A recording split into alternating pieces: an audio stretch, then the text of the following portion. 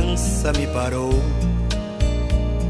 olhou-me nos meus olhos a sorrir, caneta e papel na sua mão, tarefa escolar para cumprir, e perguntou no meio de um sorriso o que é preciso para ser feliz. Amar como Jesus amou,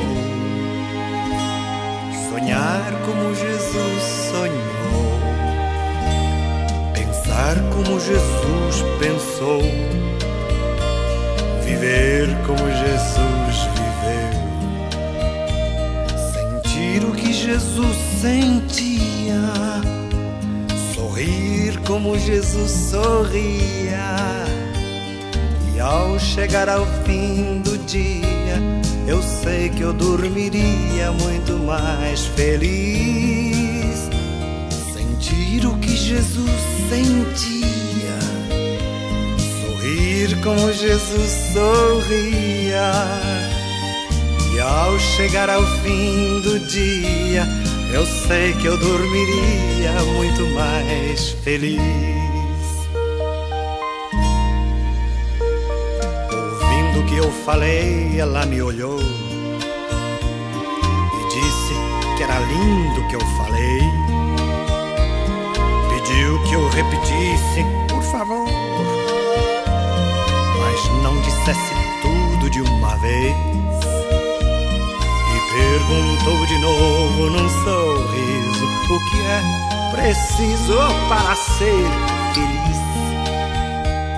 Amar como Jesus amou, sonhar como Jesus sonhou, pensar como Jesus pensou, viver como Jesus viveu.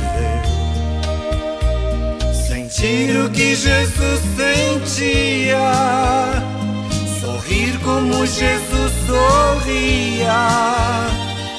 E ao chegar ao fim do dia, eu sei que eu dormiria muito mais feliz. Sentir o que Jesus sentia, sorrir como Jesus sorria. E ao chegar ao fim do dia, eu sei que eu dormiria muito mais feliz. Depois que eu terminei de repetir, seus olhos não saíam do